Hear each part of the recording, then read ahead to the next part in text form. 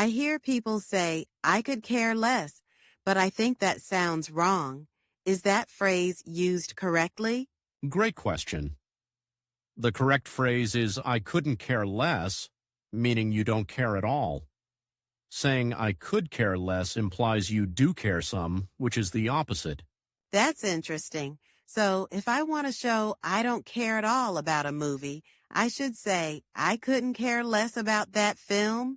Exactly. For example, I couldn't care less about the new episode shows zero interest. Remember, couldn't means no lower level of caring is possible. I'm also confused about for all intensive purposes. Is that right or for all intents and purposes? The correct phrase is for all intents and purposes, meaning in every practical sense. Intensive purposes is a common mishearing but incorrect. Can you give an example with the correct phrase so I can remember it better? Sure. For all intents and purposes, the project is finished, means practically it's done. Tip: think intense as goals or purposes combined.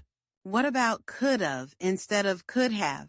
I see that a lot. Is could've ever correct? Could've is incorrect. It sounds like could've, a contraction of could have. Always write could have or could've. So if I say, I could have gone to the party, that's wrong. The right version is, I could have gone. Exactly. I could have gone means it was possible in the past. Just remember, of is a preposition, not an auxiliary verb here. I often hear supposedly instead of supposedly. Which is correct? The correct word is supposedly, meaning according to what is believed or assumed. Supposedly is a non-standard mistake. Could you use supposedly in a sentence for clarity? Sure. He supposedly finished the work on time means it's believed he did. Use supposedly to express assumption or rumor. What about irregardless? I see it in writing, but is it a real word? Irregardless is not correct. The right word is regardless, which means without regard or despite. People add ire mistakenly.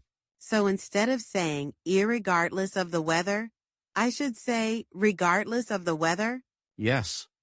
Regardless of the weather, we'll go hiking is clear and correct. Just drop the era to avoid confusion. Sometimes people say, whet your appetite. Is that how it's supposed to be? The correct phrase is whet your appetite. Wet means to sharpen interest. Wet means moist, so it's a common mistake. Can you show me how to use whet your appetite properly? Of course. The trailer whetted my appetite for the movie. Here it means it increased your desire to watch. I've heard nipped it in the bud, but also nipped it in the butt, which is accurate. The right phrase is nip it in the bud, meaning to stop a problem early. But is a mishearing and changes the meaning. So if I want to say we stopped gossip early, I'd say we nipped that rumor in the bud. Perfect. That means you stopped the issue before it grew larger. Always think of bud as the start of growth. Is it toe the line or toe the line? I get mixed up about which is correct.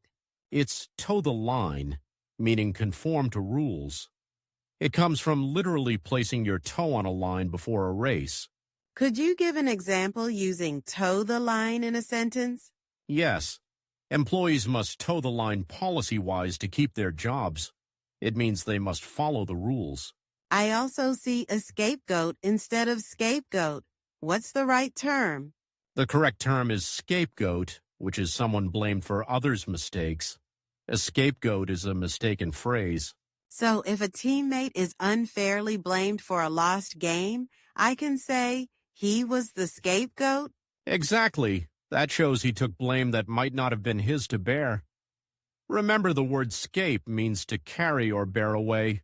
Last one. Is it one and the same or one and the same?